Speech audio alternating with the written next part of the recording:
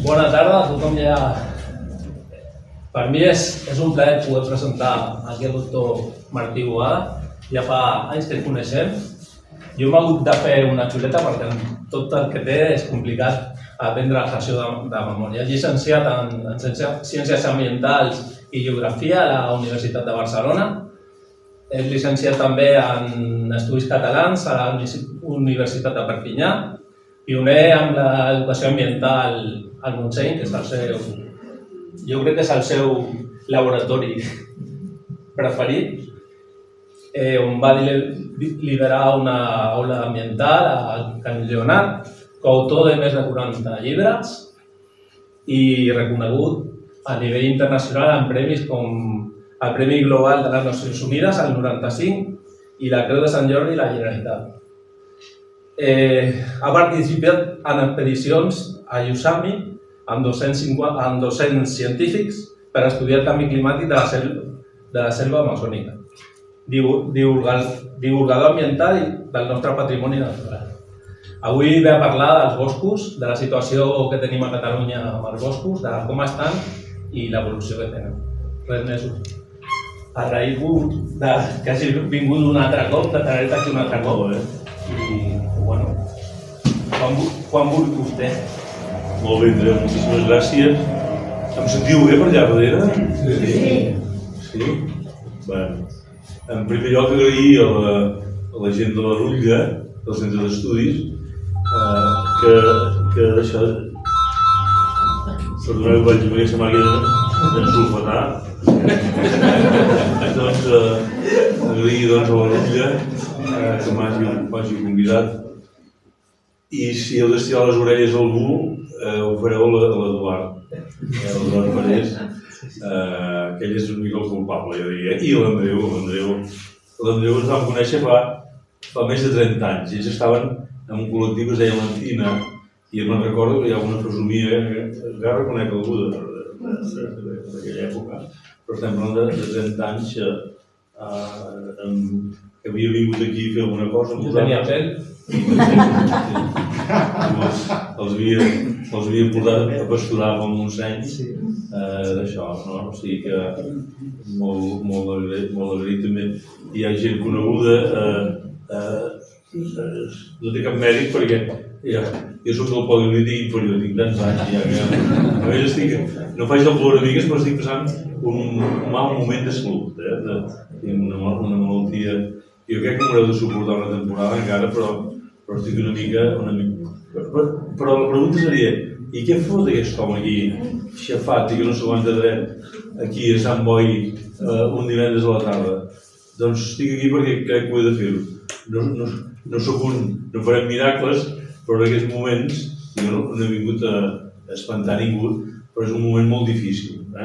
És un moment molt difícil, no ens ho sembla, però tenim aquests canvis de temperatura, el canvi climàtic, tenim una situació de crisi molt important, la gent està molt inquieta, lògicament molt inquieta, i jo recordo que quan efectivament, com ha dit l'Andreu, vaig tenir una sorpresa l'any 95, que Nacions Unides em va enviar llavors era un fax, que no sé, aquests més joves, això del fax ja no sabeu ni què és, no? Però un fax des de Nairobi que em donaven el Premi Mundial de Medi Ambient. Esclar, els mitjons em van caure.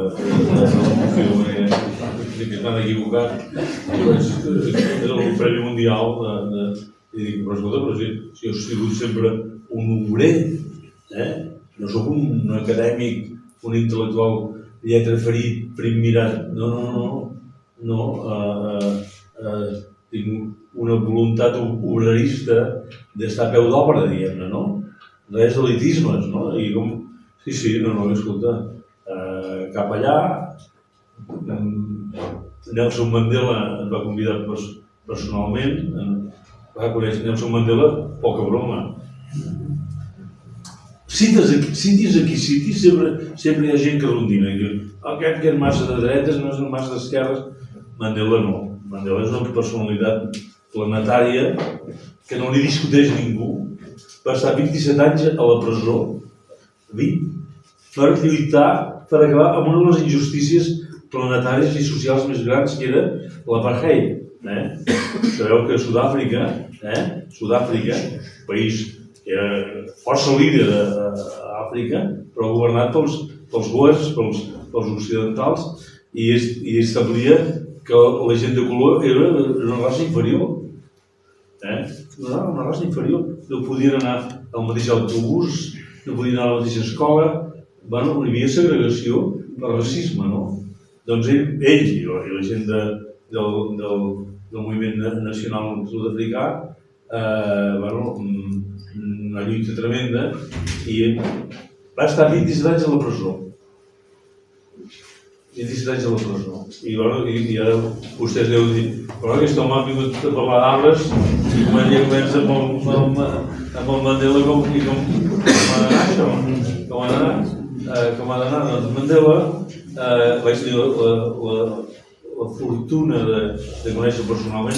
Ell ens va dir, els 10 guardonats ens va dir, no oblideu mai que la gran causa de lluita de la humanitat, la gran causa de la humanitat, la gran causa de lluita de la humanitat, la gran causa de lluita de futur, ja no és la lluita de classes, ja no és el materialisme històric, la gran causa és la lluita pel medi ambient. Hasta els genolls em van tremolar. La lluita pel medi ambient, però no entès el medi ambient com una cosa, un divertiment burgès, de l'ocell per aquí, l'ocell per allà. No. Hem de canviar les nostres formes de relació amb el planeta. A nivell energètic, a nivell econòmic. Hem de subvertir... Ai, que penso que ja no em convidareu mai més, em penso. Hem de subvertir el model. Hem de fer una revolució. En tot, en les formes d'alimentació, en les formes de mobilitat, perquè és la gran causa. La gran causa. No és aquesta cosa purament naturalística. No. És un canvi social, energètic. I clar, jo vaig caure del cavall, perquè fins aquell moment, potser era que ja ens coneixíem, doncs fins aquell moment que si he vist la mallerenga de xelles grogues, que si he vist el pinsà borroner, aquests atacs de biofília, el turó amunt, el turó avall, que penseu, he de dir-ho, m'acaben d'arreglar el curs, com acaben d'arreglar aquell llibre, aquesta meravella del David Turó, us el recomano, és un llibre que l'heu de tenir a la tauleta de nit, no estava previst això, o en el lavabo l'heu de tenir, perquè aquest no és un tema que no tocava, però David Turó és un dels pares de la gent que ens hem iniciat amb l'estima a la natura. Ell va definir l'ideal del retorn a la natura dels humans, el Walden, com un ideal de tornar a l'Arcàdia, diguem-ne, no?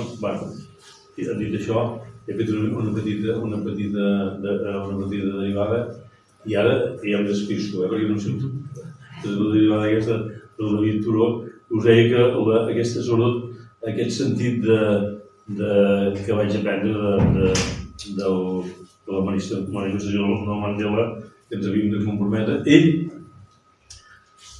ens van convidar a anar a casa seu, i una cosa que em va cridar molt l'atenció va ser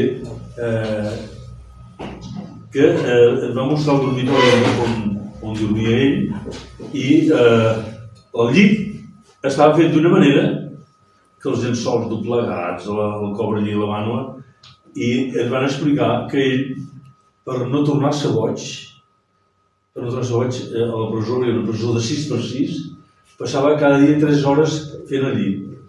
No suportava que li fes cap dona i era una manera de cremar el temps.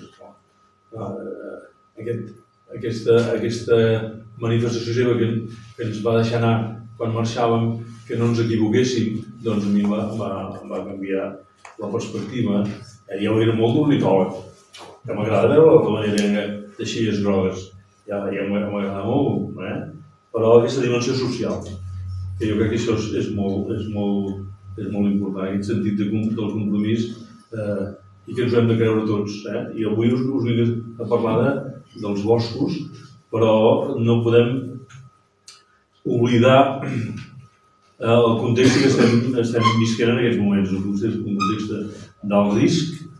Sabem que no podem espantar, però és un moment realment, aquest tema de l'augment de temperatura, de la sequera, etc. Això va molt en sèrio.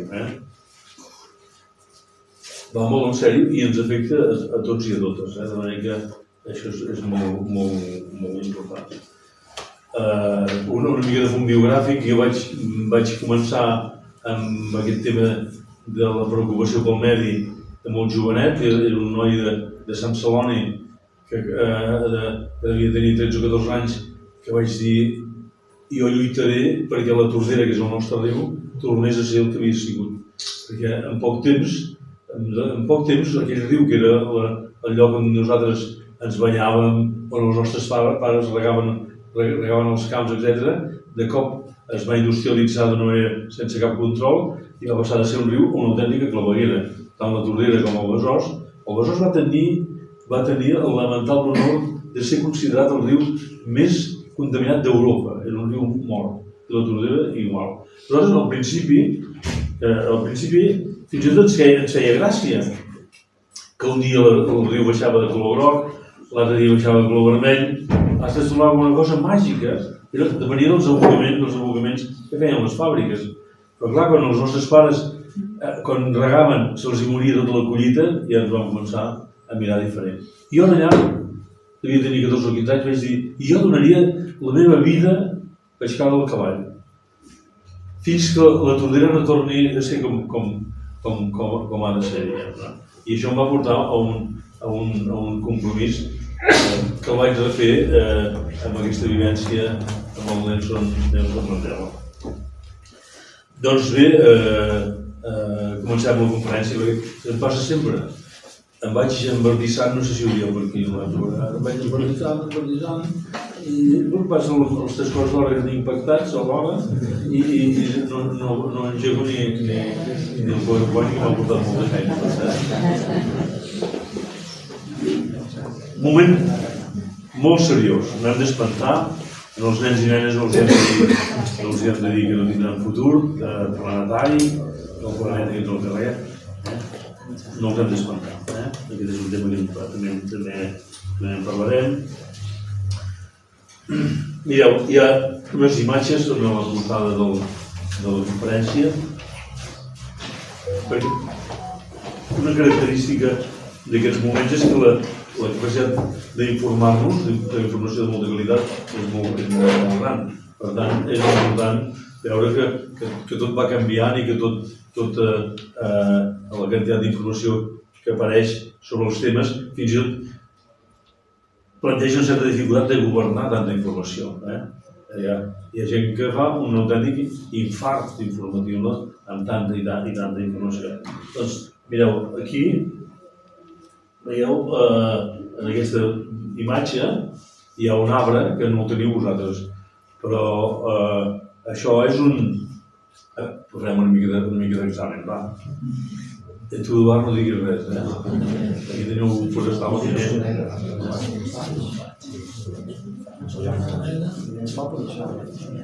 Què seria això? No és un alba, no. Un alba no és un alba, no. T'ho sembla molt bé, És amunt, exactament. Una bedoll, no? Una betula? És un bedoll. És un bedoll. El botànic, però aquesta és la diferència substancial, perquè el coneixement del medi no és exclusiva de cap professió, ni dels biòlegs ni dels geògrafs. I a més el medi, en una concepció del segle XXI, un bosc és expressió d'història natural, però també d'història social. El botànic dirà abedul, bedoll, bètula, pèndula i se n'anirà cap a casa. Però no, la persona conscient dirà, bueno, però el bedoll sí que si té els aments així, si té la fulla així, però, bueno, i com és que té aquestes franges fosques? Com és que té aquestes franges fosques? Això no és biologia estricta. Com és que aquest arbre té aquestes franges fosques? Per tant, la pregunta seria, bueno, no cal que ho sapigueu. Això és perquè hi ha hagut un ús social molt important. la gent que treballava allà on hi ha el Bedoll, que és a la zona del Pirineu i Prepirineu, la muntanya mitjana i pràcticament l'alta muntanya, la gent que hi treballava durant segles, que treballaven aquests boscos, no eren per anar a contemplar i per anar a observar els ocells i l'esclar. La gent hi vivia, i en vivia. I en vivia. I en vivia. Aquests boscos estaven plens de gent treballant. Però clar, la gent que treballava al bosc, per exemple, que eren carboners, que eren llenyataires, que eren tramantinaires, els diferents oficis que hi havia, no portaven, no anaven amb un Land Rover amb un 4x4, anaven a peu, marxaven a primera hora del matí dels dies i estaven una setmana a bosc, dormint en una cabana, en unes condicions duríssimes. No portaven tampoc tota una col·lecció d'olles i cassoles de la botiga de Corfac, no. Portaven el mínim, marxaven el dilluns i tornaven al cap d'una setmana, a vegades més temps. I com s'ho feien? Doncs, per exemple, quan havien de beure en una font, necessitaven un got, en lloc de tenir un got de polièster, de polímers d'aquests, anaven aquí i sense fer-li mal a l'arbre, li treien la part blanca i feien una peça, la feien en un moment, que la insertaven en una branqueta, i això era la besulla, ja tenien el got. Fins i tot, quan havien de fer sopa, tampoc portaven una olla, no podien portar-ho, això. També feien una olla, una besulla gran, que aguantava 3 coccions. 3 coccions. Per tant, era un aprofitament sense matar l'arbre. Per tant, aquest arbre podríem fer quasi una conferència sobre el Bedoll. Sí, perquè, per exemple, el pinsà borroner, el pirrula, va boig amb el borroner.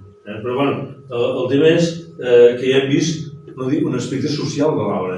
Ja hem vist que és una betulàcia i botànicament va per aquí, va per allà, però a més hem vist que hi ha una relació social i humana. Després, següent pas, abans d'anar cap a casa, si ens fixem, és un arbre que està ramificat per la base, no té un sol tronc. Coi, ens està dient alguna cosa, això. Com si mireu la guia per identificar els arbres i arbustos, aviat acabeu, però que a vegades jo m'he trobat. Perdoneu, no us ofengui, però jo recordo parar-me amb una colla d'estudiants de magisteri que estaven davant d'una alzina, pujant al Montseny, i em vaig parar perquè hi havia, el professor era una persona coneguda, em vaig parar allà, estaven classificant amb la guia d'arbres típica, amb un arbre que era clarament una alzina, i deia llargada de la fulla de 3 a 6 centímetres, i aquell en feia 7. Llargada del peciol de mig centímetre a 1 centímetre i mig, aquell en fotia 2. Fins els anacos els hi bellugaven. Sabeu a quina conclusió van arribar? Que era una alzina equivocada. Clar, els arbres són les alzines polimorfa, tant les fulles com la forma, aquesta rigidesa a vegades. Aquest és un exemple. Si està ramificat per la base, vol dir que hi ha hagut una activitat humana important. Això és el bosc menut que diuen al Monte Bajo, que diuen en castellà. És un arbre que ha sigut tallat, ha sigut carbonejat. Aquesta visió urbana de que un arbre no es pot tocar i que si el talles tothom gemega, doncs aquest arbre té una biomassa subterrània, una soca, que a vegades és el 20, el 30, el 40, el 60% del conjunt de l'arbre. Si tu el talles, l'arbre rebrota. Llavors això s'ha de gestionar, però l'arbre no mor. Amb una conífera sí, amb un pi sí, però l'arbre no. Per tant, aquest arbre ens està dient que hi ha hagut un aprofitament humà, que s'ha carbonejat o que s'ha tallat per fer esclops o per fer fusta. Per tant, ho veieu, Sí? Doncs un arbre podríem quedar només en la part botànica, però no acabaríeu mai, i en la part social també molt important. El del costat, aquest xicotet del costat, el veieu, no? Ja han tret l'escorça, el del mig, si ho veieu, aquest no en teniu gaire per aquí. És l'alzina surera, és el Quercus suber. Ja el teniu, sí? Algun parc? Sí, aquí urbà, sí. Bueno, Déu-n'hi-do. Doncs aquest és el Quercus suber, és un arbre, perquè clar, aquest arbre, el que ha fet evolutivament, s'ha fet un vestit. S'ha fet el suro, ha fet una producció gran de soberina i bueno, però per què ho ha fet evolutivament? Perquè viuen en una regió mediterrània on hi ha els focs, formen part d'aquests boscos. El foc forma part del metabolisme d'aquests boscos mediterranis, encara que no hi fossin els humans.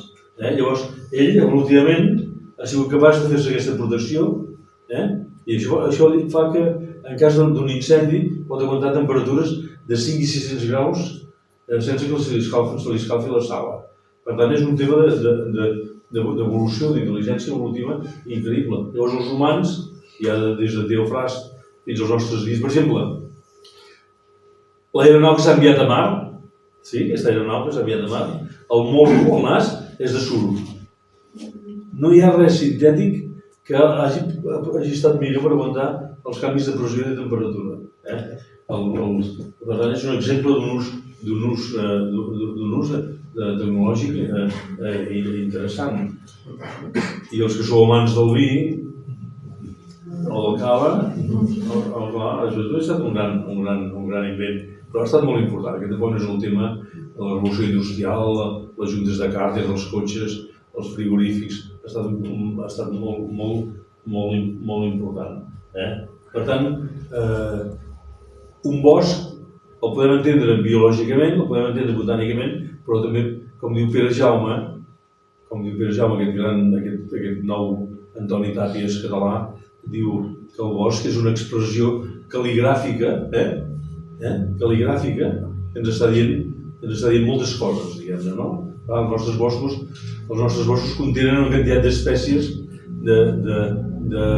d'arbres a Catalunya en tenim, i em corregeixes, Eduard, si veig que estàs molt orella, però amb més de 100 espècies tenim d'arbres silvestres, no? I llavors hem fet una mica de tastet, del 100 hem fet una mica de tastet amb aquestes dues espècies. Voltem per el Pirineu o per la Catalunya més humida i no és estrany que veiem aquesta obra. El coneixeu, aquest xicot? Sí. El Freixa. Està escrit allà dalt. Està escrit allà dalt. És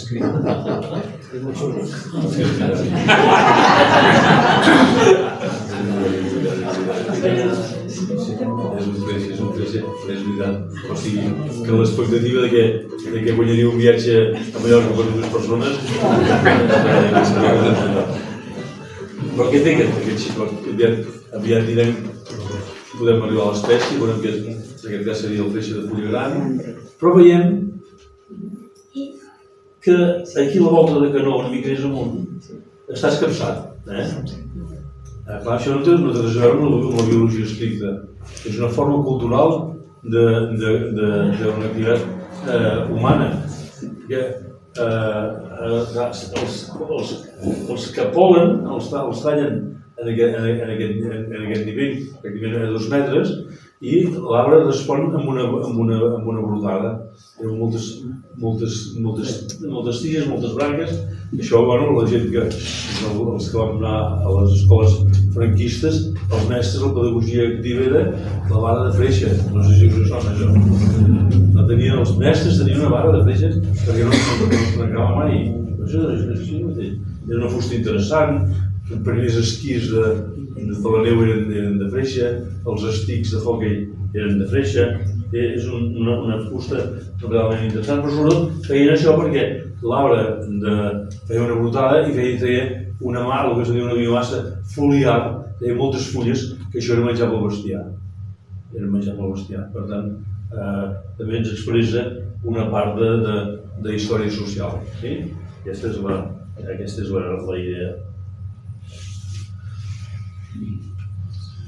Catalunya és un país de boscos, comencem per aquí, sense tenir consciència que siguem un país de boscos.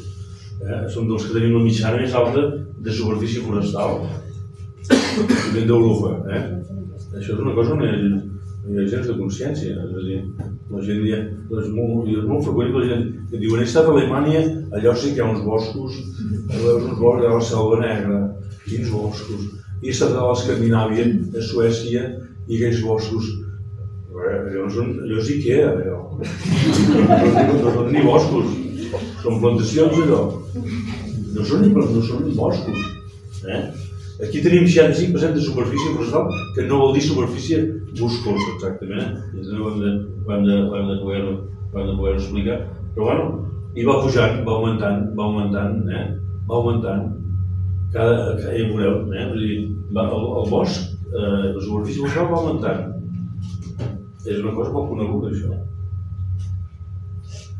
I aquí veiem més o menys, les grans regions biogeogràfiques que conformen Catalunya.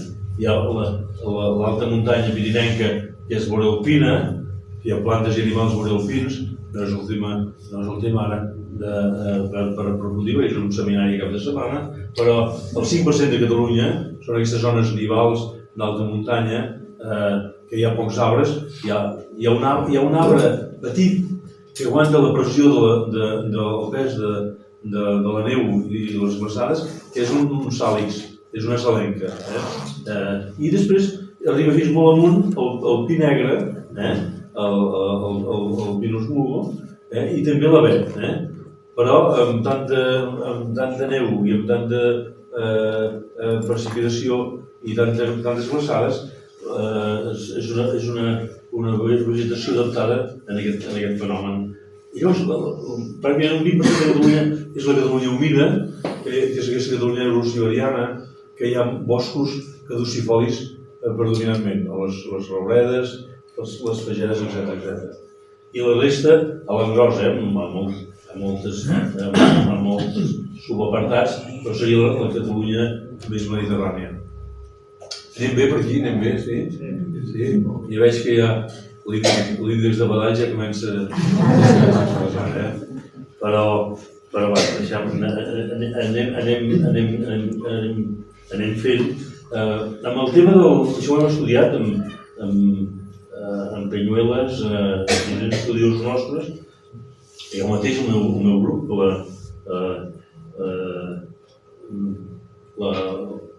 la filla de la Sílvia, que diu vostè ara aquí, la Sílvia Llepart, hi havia treballat amb aquests temes nostres, que és com en el bosc es documenta i s'expressa fenològicament aquest augment de temperatura i aquests canvis climàtics tan importants. Llavors, això és una mica pesat d'explicar, però el que hem vist és que de mitjana, amb aquest augment de temperatura, que ja també el tenim molt controlat, hem vist que els arbres de mitjana han avançat la seva brotada, la seva treta de fulles. 20 dies de mitjana, és a dir, broten de mitjana, dependrà de l'espècie, 20 dies abans, i també floreixen i fructifiquen també bastant abans.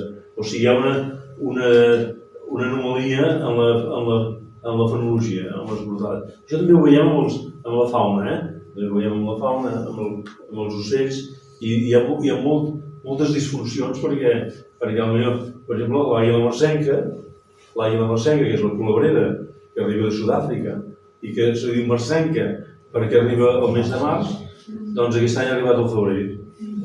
I li vam dir, àguila febrerenca. Llavors, hi ha uns temps que, sobretot allà on científicament és més difícil d'avaluar, és que quan hi ha un període de nidificació, que coincideix sobretot a finals de febrer, ja comencen alguns abans i tot, però algun fringíl·lid ja comencen a tenir petits a finals de... Les ballarengues també. Les ballarengues, exactament. Llavors no hi ha intervenit ni Andreu. Que m'agradaria. Doncs clar, què necessiten quan tenen petites? Siguin granívors, siguin omnívors, la seva base tròfica, quan el niu està més o menys immòbil el poll en el niu, necessita, per créixer ràpid, molta proteïna. I aquesta proteïna sobretot són les erugues. Altres formes larvàries, són les erugues. Ara passa que quan hi ha la demanda tròfica, les erugues encara no han arribat. Llavors això produeix una superalimentació molt important, molt severa. I això és molt difícil d'avaluar científicament. És un dels efectes d'aquest canvi. També veiem, hi ha alguns paisatges, jo no conec les vostres muntanyes, conec Sant Ramon, però no conec res més. Quan vulguis estàs convidat. Doncs m'hi apunto, No, perquè ni ho sabia, m'ho deien els parers, que teniu bastanta muntanya. Hi ha uns paisatges que nosaltres els diem paisatges sentinella, parlant del tema del canvi climàtic. Fa molts anys que ho treballem. Sentinella perquè són els primers, molt abans que els meteoròlegs i els climatòlegs ho endevinin, aquests paisatges sentinelles ja ens avisen que la temperatura ha pujat i que hi ha una alteració important. Són sentinells, perquè són autèntics sentinells. Els diem també paisatges canaris. Coneixeu aquella història dels miners galesos, pobrets que quan entraven a la galeria trobaven una bossa de grisú o de monòxid de carboni i morien. Doncs van inventar aquella cosa que el pobre canari el podien amb una gàbia i amb una pèrsia de 2 o 3 metres i quan el canari caia de panxa en l'aire ja no continuaven. Doncs és canaris aquests.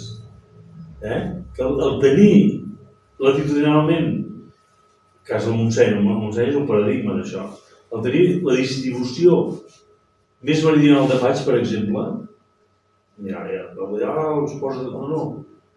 El tenir aquestes poblacions tan meridionals d'arbres, de plantes i d'animals són com baròmetres, ens indiquen aquest canvi. Aquí ho veiem, hem estudiat, per exemple, hem vist com el bosc mediterrani, això ho hem pogut estudiar i quan diem aquestes coses les hem de publicar, això és una mica pesat, en revistes d'impacte. Això no pots dir-ho, però són comentaris d'allò de barra de barra, això ho arreglaria per aquí, ho arreglaria per allà.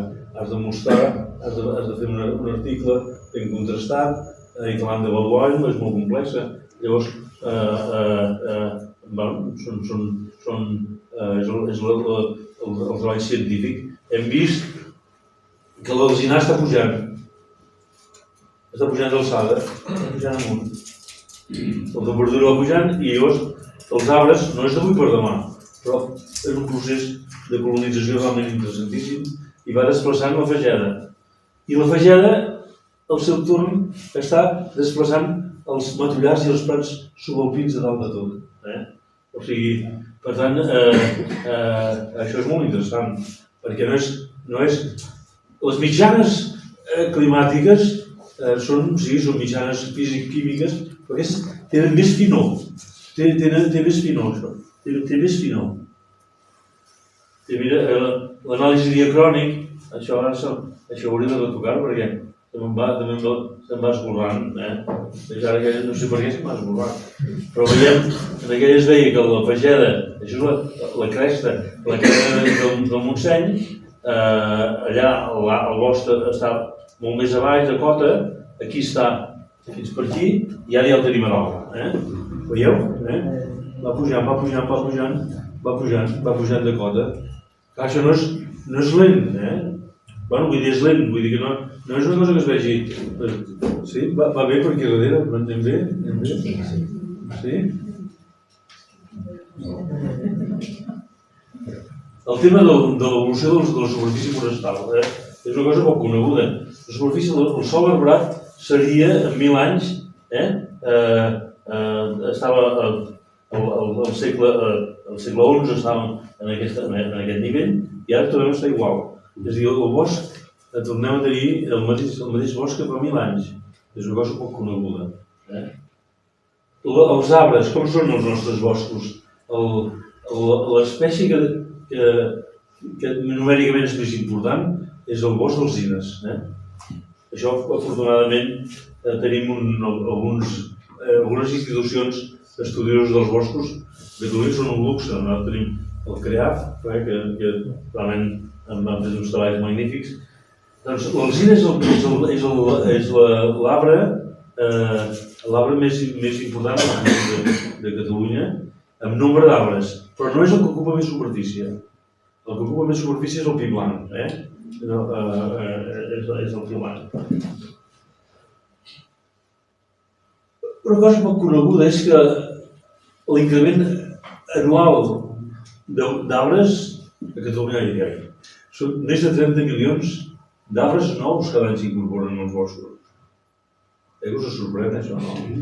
Perquè cada diem que anem perdent boscos, doncs més de 30 milions. Passa que, clar, molts d'ells fracassaran, perquè són comptats a partir d'un pensó d'una saba, però al cap de 3 o 4 sabes, la mateixa arbre mare amb la competència els neutralitzarà, diguem-ne, no? Els neutralitzarà. Però, bueno, això. La superfície total a Catalunya és de 2 milions d'hectàrees, la superfície forestal és del 64%, això són dades ara, i la superfície arbrada, pròpiament arbrada, és el 50%. A Catalunya la meitat de Catalunya és arbrada. I això ha augmentat molt des dels anys 60. L'alzina està en expansió, el pi blanc està en expansió, i n'hi ha algunes que estan en descens, com el castanyer. El castanyer té diferents malalties, vàries, però va baixant. La pinassa també és un arbre que li costa molt, aquest sí que li costa molt de reproduir-se i de regenerar, i sobretot després dels incendis li costa molt de fer-se. El pi pinyes també va baixant poc o molt.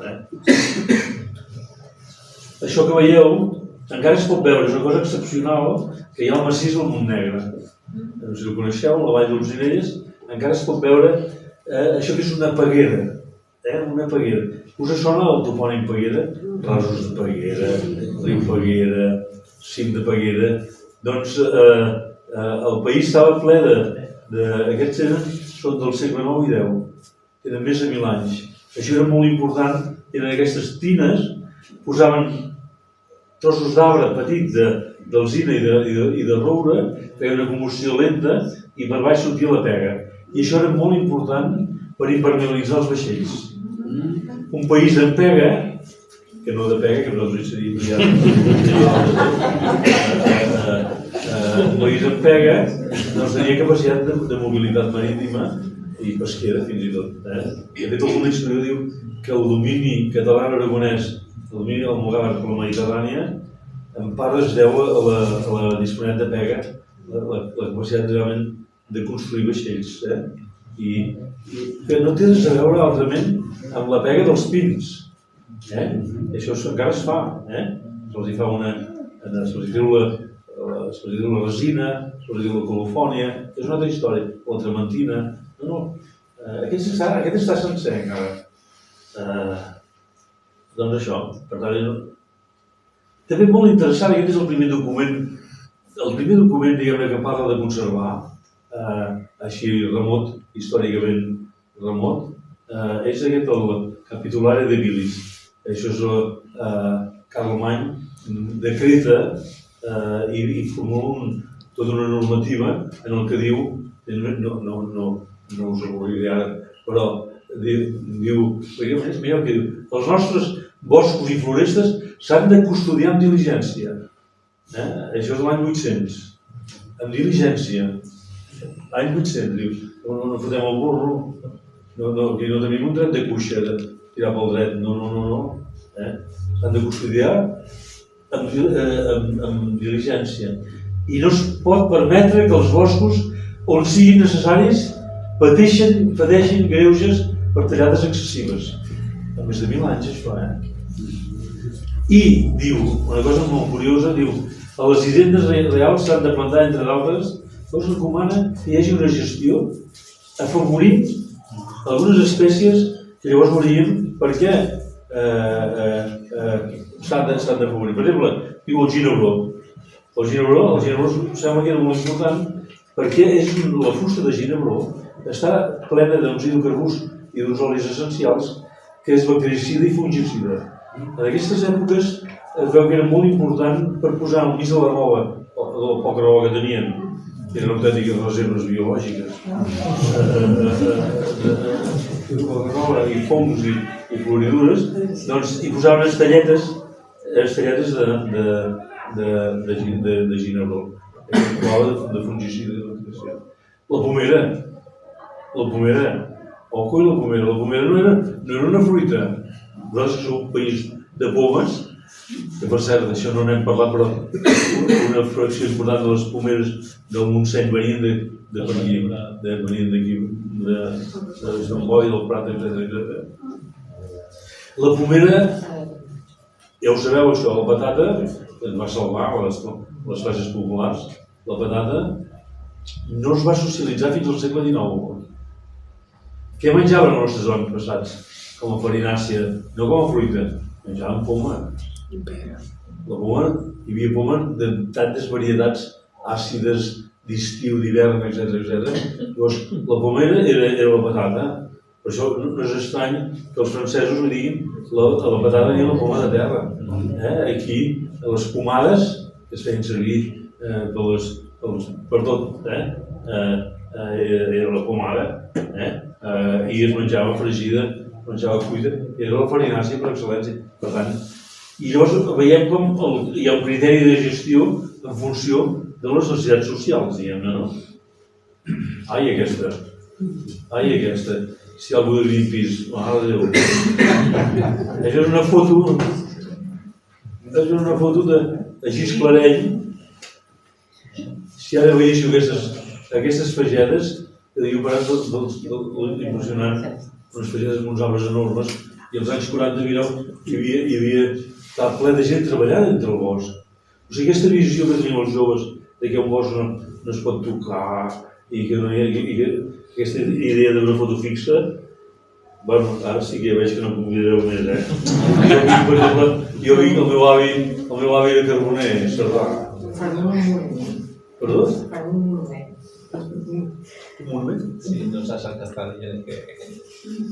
És que jo començo a tenir problemes de... El que dius que no et convidarem més, no, que fan un monument. Ai, que trempada aquesta música. Doncs no, això és la realitat. No, jo no estic dient que tornem aquí, Jo no estic dient que tornem aquí. Ni que això fos ni millor ni pitjor. No dic res d'això, Però hem de saber-ho. Que un bosc no és una cosa estàtica. No és una cosa estàtica. No és una foto fixa, Mireu, aquest el més sapat, l'Andrés de l'època, aquest és el podien anar a la Sala Grossa.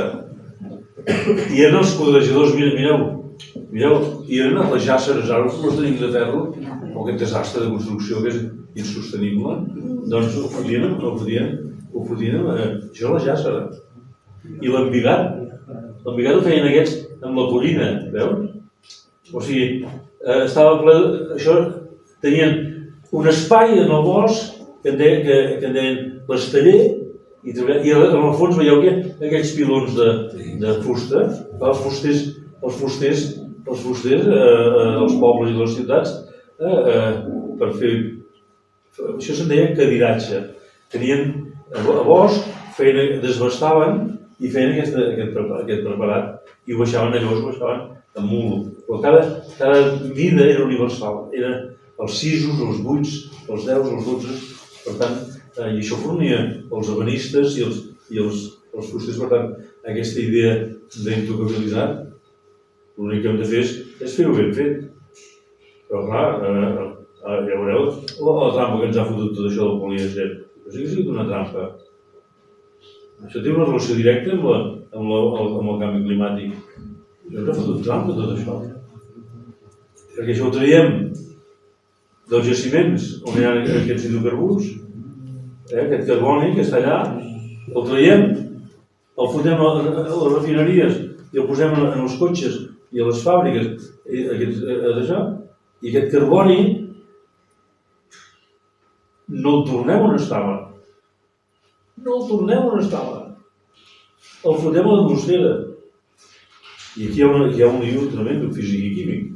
És a dir, hi ha una alteració de l'atmosfera tan gran que s'ha fet realment, però si parlem d'efecte hivernacle, hi ha un hivernacle, 8 o 10 o 12 quilòmetres, ha fet un hivernacle no físic, que hi ha la relació incident solar, fa una desviació i hi ha aquest augment de temperatura.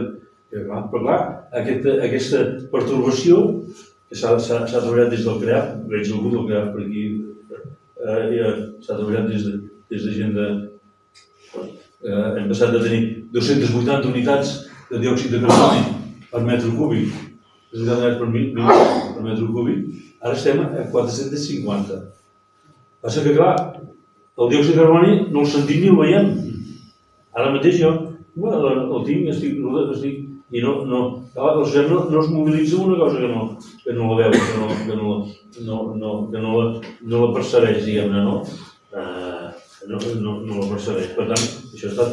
O sigui que ha tingut aspectes positius a la revolució, sens dubte. Si no, encara diríem envoltar per ragos, encara diríem. No, per tant, hi ha hagut... Però bueno, això ha sigut la gran trampa. Això ha sigut la gran trampa.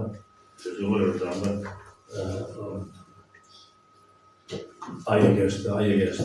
Mira, fa poc vaig fer una conferència amb la directora general de Boscos, l'Anna Saniches, que és una forestal transparíssima, una dona molt capaç i més té el seu home, el seu company, és rematant. El seu home és rematant, treballa a bosc, per tant, és una bona forestal, però per mi és la dona d'emprenyes ara, És de les primeres directores generals o directors que sap distingir un grup d'un arbós. No gran què, o sigui, tenim algú que coneix els arbres. I em diu, allà, un públic, un poble que es diu Sant Feliu de Buixalleu, diu, no, els boscos madurs són més fantàstics, els no tocats i tal.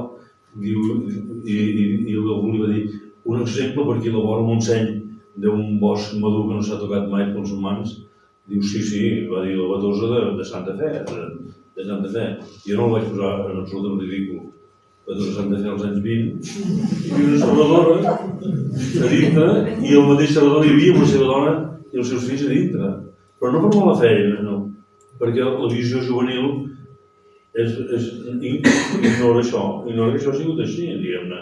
I evidentment la Batosa és una meravella i s'ha de conservar i tot el que tu vulguis, però això s'ha de saber, que un bosc no és una foto fixa, no sé si m'explico.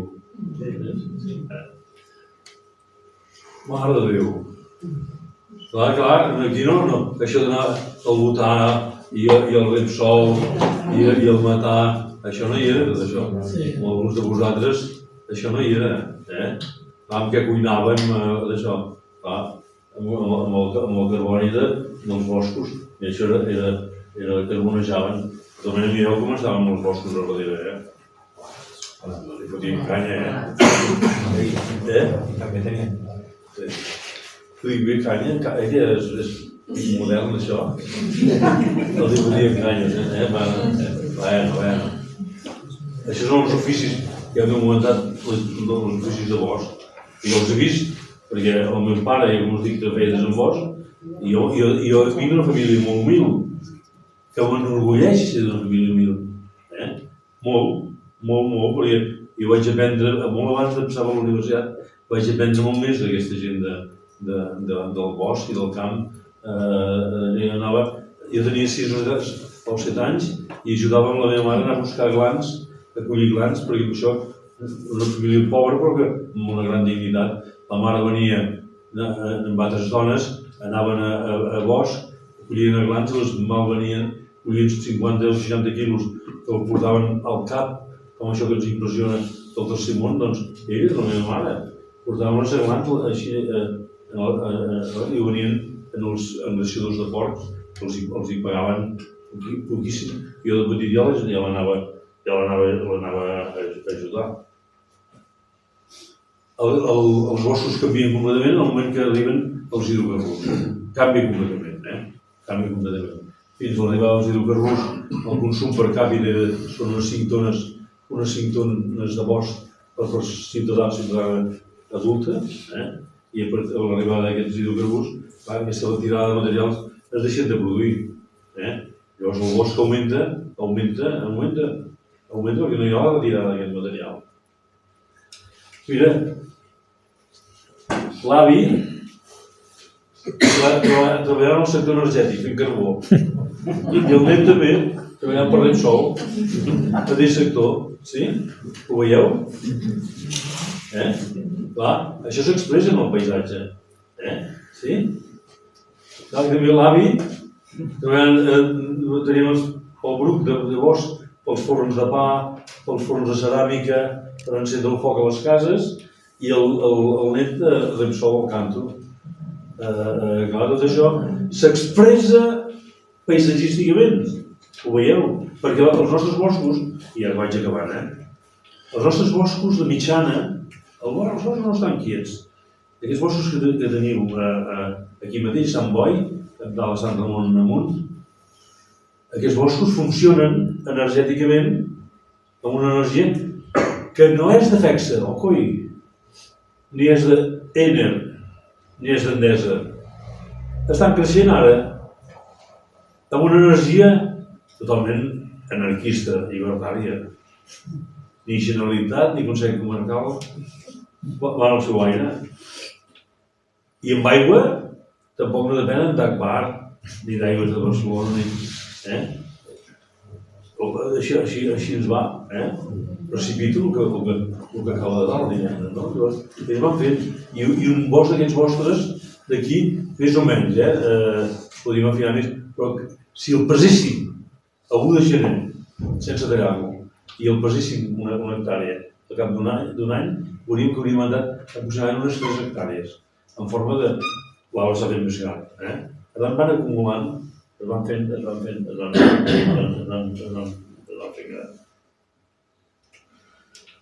Quan marxen una família pagesa i abandona, immediatament, per successió política, les feixes van a ser ocupades per bosc. Això no és ràpid, dependrà dels propàguls i del plegat, però això ho hem de saber-ho. Mira, aquesta és una foto que a mi m'agrada especialment perquè aquí veieu aquesta casa al cor del Montseny, al Massaners. Veieu que és una casa amb 2 nens allà a la porta? Ho veieu? És una foto molt antiga dels anys 40. Doncs al costat són els mateixos nens i la mateixa casa.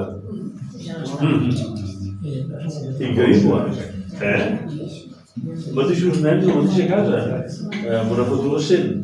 La mateixa casa en una fase intermitja, quan el propietari, quan li marxen els masovers no podien, per els anys 60 marxen, perquè no tenen ni hospitals, ni els nens tenen escola, en unes condicions de vida duríssima, i va marxar. Llavors, els propietaris, quan els hi marxen els masovers, que els tenien amb un règim d'explotació, eren mitjaners, anaven a mitges. O sigui, al final d'any l'amo arribava i s'emportava la unitat de la collita.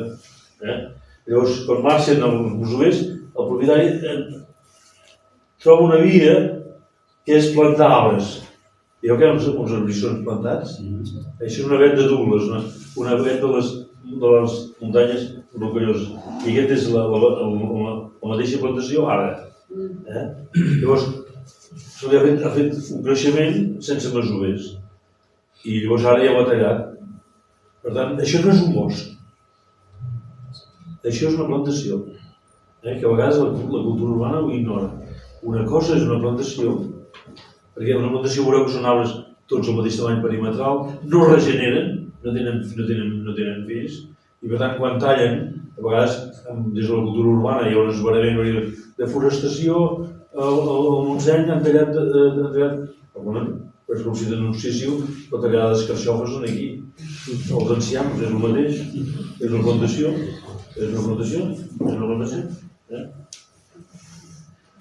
Aquí mateix, marxen els masovers i després planten la vegetable. Una altra característica, i ara estic perquè que estigui molt fort de temps, no? No, que va. Pot tirar una mica més. Sí. Bueno, els nostres boscos tenen algunes espècies són piròfites, tenen pirofília, els hi va bé el foc.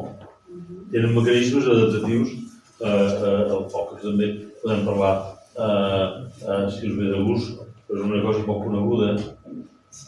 Tenen estratègies diferents per regenerar. Una és la germinació, el sol pot estar ple. Per exemple, un moment.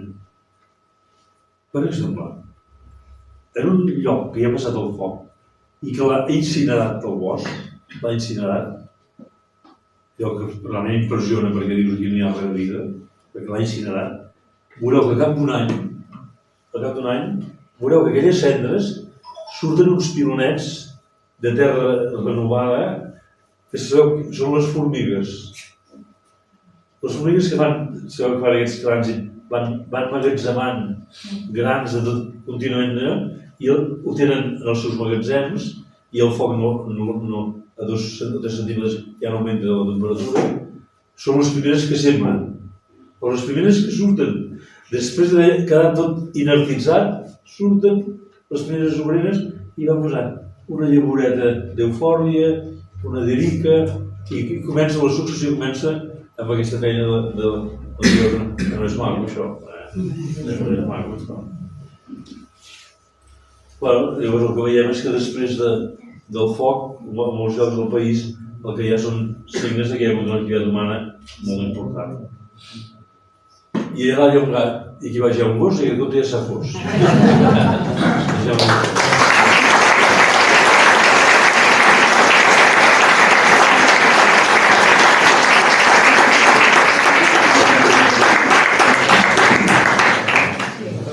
Ara farem un torn de preguntes, vale? I a veure si el doctor ens pot contestar. Estàs nerviós, t'has emocionat avui, Sí. He estat molt a gust aquí, és a dir, bastant com a casa, Bastant. Una pregunta. Aquí, suposo que en molts altres llocs, tenim un problema de que els roures els està matant l'escarbat al cèrvol, no? El rous no s'està matant? L'escarbat aquest que ve del... El ceràmic cerda. Cerdo. Amb això tenim alguna esperança o...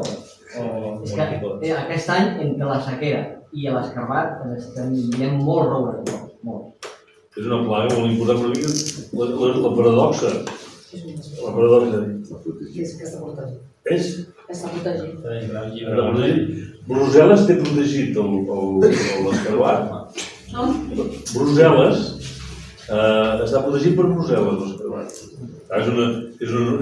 Per mi, és una anomalia, perquè Brussel·les és molt centre i nord europeu de concepte. Només van els tècnics, i clar, al centre i nord no n'hi ha ni un de ceràmic cerda d'aquests.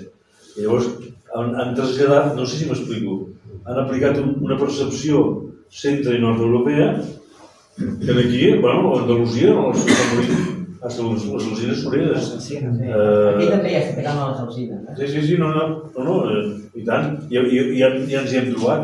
Un roure, mira, l'Eduard, com sabeu, és el pare de la protecció dels arbres monumentals del país. Ja sé que no m'ho perdonarà. Però el roure de Can Draper, un roure centenari davant de la casa, on hi feien els tractes, on el bestiar s'hi amorriava, arriba aquest xicot al ceràmic cerda i comença allà a treballar i... Cerdo. Arriba al Ballarriguer i escolta, i està protegit el Ballarriguer però no el roure. No, és una anomalia, estic d'acord. No, però és que és el mateix del que parlàvem, la culpa no és del escarbat, sinó del clima una altra vegada. Del clima, perquè no és l'escarbat. És que l'arbre està debilitat per la sequera, entonces l'escarbat aprofita aquesta debilitat de l'arbre. És un tema molt... Hi ha dos o tres tipus d'afectació en els arbres lligats amb l'instrument de temperatura.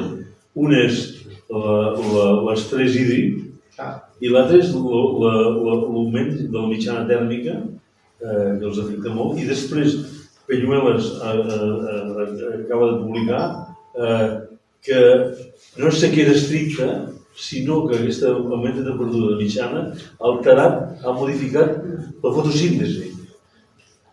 Té moments complexos, Sí. I la competència, i la quantitat d'arbres que tenim, la competència que hi ha ara mateix, són arbres molt més delicats. També, de disponibilitat hídrica i de nutrients. Són arbres estressats en tot. Qualsevol plaga, cosa. Anomalia, perfectament. El senyor Parés? Tinc una pregunta, però com allò que diuen és un amic, ho dic perquè aquesta la pregunta és una mica... Però és veritat, que és un amic, no és meu, No ha pogut venir, m'ha enviat per escrit i m'ha demanat que te la passi, la pregunta. I diu, fa uns dies vaig estar en una conferència en la que hi participava el biòleg José Lascuraín. Jo no sé qui és, no sé si tu el coneix. Entre altres coses va dir que a Catalunya sobrava el 40 o 50% de la massa forestal i que el que hem de fer amb urgència és eliminar-la. Què en penses? Sí, el PP és conegut, i molt conegut aquí. És un dels primers biòlegs que va estudiar les dunes de... Em fot una mica de lío als pobles d'aquí de Baix Llobregat. De Gavà. I va començar a treballar a Gavà. Sí. Bueno, això és molt dràstic, però efectivament s'ha de reduir la massa acumulada que hi ha en els boscos. S'ha de reduir. Ara s'ha de fer a partir d'uns programes de gestió, evidentment. Això és evidentment. Aquesta idea del mite de la intocabilitat, digue-li al teu company. El mite del bosc intocat és un mite que no s'havia vist mai, això. És un mite que emergeix de l'exaltació de la virginitat, diguem-ne. Però una cosa, la selva amazònica ve d'haver-hi llocs que l'home no hi ha arribat mai. Ara potser sí, però potser fa 100 anys no, i aquell bosc l'home no hi intervenia i aquell bosc estava perfecte, no? Bueno, ara si ens anem a l'Amazonia... Com podria dir... Si ara fotem el salt a l'Amazonia... No, però allò també és un bosc, no? No, però tampoc això... Sembla que els estudis, diguem-ne, antropològics no van en aquesta direcció, O sigui, pràcticament es pot dir que no hi ha cap... No hi ha en el planeta boscos intocats pràcticament no en trobaríem, excepte en llocs d'alta muntanya que hi ha hagut dificultat extractiva. Per això de l'Amazonia com a mite, això hi ha estudis actuals que no està gens clar, que els humans no hi hagin però aquí jo hi he treballat molt, perquè això no us ho he explicat, jo treballo des de l'Antàrtida fins a la Taigà Russa i he treballat a la selva tropical d'Equador, de Perú, Costa Rica, Mèxic, d'això hi he treballat. Però a veure, jo veig que estàs molt motivat i això és molt bo, no ho perdis. Però moltes d'aquestes coses estan instal·lades més en el tòpic que en el coneixement. El tòpic és el més allunyat del coneixement que hi ha. I estem plens de tòpics. Estem plens de tòpics. Però està bé que perquè això també pot ser un seminari de cap de setmana, això que planteges. Sí, perquè hi ha gent que exalta els valors de la virginitat i del bosc no tocat, però això també és un tema complicat perquè mira, avui he acabat una confessió. Avui he acabat un article amb el Marc Castellnou, que sortirà publicat, espero que demà o demà passat a La Vanguardia, i el Marc Castellnou, no sé si us sona, és el gran expert en incendis a nivell europeu i a nivell americà. Ell diu que de fet aquests boscos d'aquí no desapareixeran, van migrant, diu, i vindran d'altres. De fet, ja està passant. L'alzina, per exemple, a la Serra de Prades i en alguns llocs de l'Alt Empordà, cap als boscos de Requesens, l'alzina va, però això és molt lent, va tenir un desplaçament i va sent substituït per la filidea, per una ladern. I el territori serà més feliç amb la terra que amb l'alzina? Això que cada un s'ho si la temperatura va pujant i al final aquestes pinades de pi blanc acaben sent palmeres canariensis, què? El problema seran els humans. Haurem quedat rostits abans. Però bueno, avui no ho arreglarem tot això, Sí, avui casualment amb uns amics hem estat al naixement del Tordera, a la Tordera. Sant Marçal. Sí, Sant Marçal. I hem vist molt positivament que els boscos de l'entorn estan molt nets, estan molt apretats, però molt nets, la Batosa i el Faig. Però hem vist boscs nets, cosa que si vas per Catalunya, la majoria de boscos no estan nets. Llavors, vos què aconselleu? Netejar el bosc o com s'ha de fer? Ui, també és una de seminari. Perquè la fageda... És que avui... Sí, però la Avui fageda... estàvem allà. Sí. Hem marxat més d'hora perquè el turador de l'home ha quedat blanc. Però la fageda mai té sota bosc. Mai, no el Montseny. La que tu vulguis mai té sota bosc. Perquè és un altre tema, això. És a dir, el que tu dius dels boscos mediterranis que estan plens de brucs i gatosa, però la fageda no en té ni un de bruc. És un tema també que us ho puc explicar, però això us dispararà l'índex de badalls, perquè... Deixa'm explicar una cosa divertida. Jo l'humor, per mi és com la vaselina, a vegades va haver una mica de vaselina. I a la universitat, jo, sense frivolitzar, però sempre faig una mica de broma. Aquí a Sant Marçal, no has estat, aquí a la Font de les Illes, deixeu-me explicar això i acabem aquí, Ja us donem el títol a tots i a totes,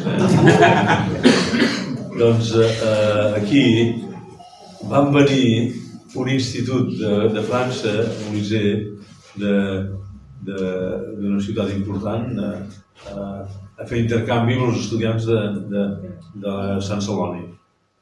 I va venir un intercanvi amb els nois de l'institut d'allà per aprendre espanyol. Ningú no explicava, hi havia aquelles cases de pagès, hi havia aquells avis que venien. No. Clar, aquells avis que no sabien dir ni buenas tardes, no sabien dir. Bueno, doncs espera. I em van demanar si els podia acompanyar en aquesta gent de l'Institut d'Alemans, si es podia acompanyar per fer una pràctica de castellà, d'espanyol.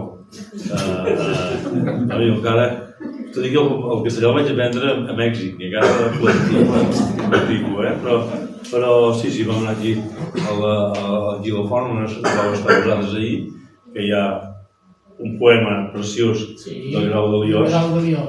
I hi ha els nens aquests francesos i la professora d'espanyol dels francesos i diu ¿por qué no nos lee este poema en español del Grau de Liós?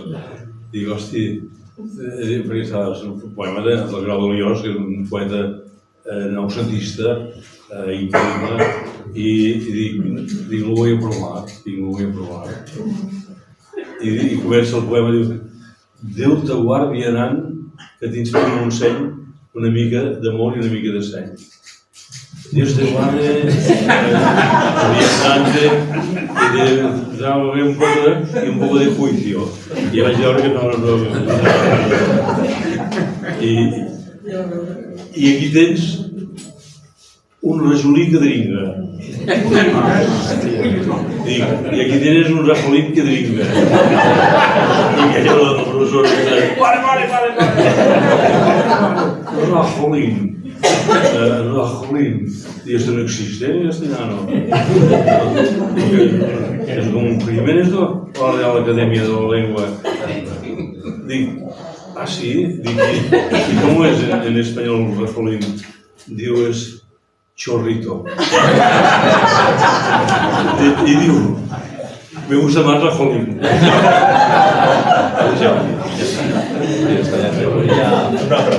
Aquí tenim un problema seriós amb un arbre que es diu Robinia i que ens està envaint una part de la muntanya, però una part important perquè arrel dels incendis la Robinia s'adapta molt més ràpid i és més invasora. Llavors, quina és l'opció d'aquesta? Tallar-ho tot nou? S'ha de fer un pla de gestió, hi ha empreses que van molt bé, perquè ella funciona per autopoiesia, és rizomàtica, i com més la talles, més l'excites, diguem-ne, més va rodant. Una cosa interessant seria veure, perquè aquesta noia la vam portar dels Estats Units, al segle XVII, i ha anat funcionant de nassos, perquè és una fusta verda maca, la feien servir per fer pous, la feien servir per fer les coses, perquè aguanta molt bé l'aigua, etc. El seu seria tornar a trobar un aprofitament d'això, un aprofitament, perquè és una llàstima. Vam fer tions, però clar, vam fer tions. Sí, doncs clar. Que vam fer tions. No, la Clarisol, hi ha empreses que ho fan i fan molt bé això.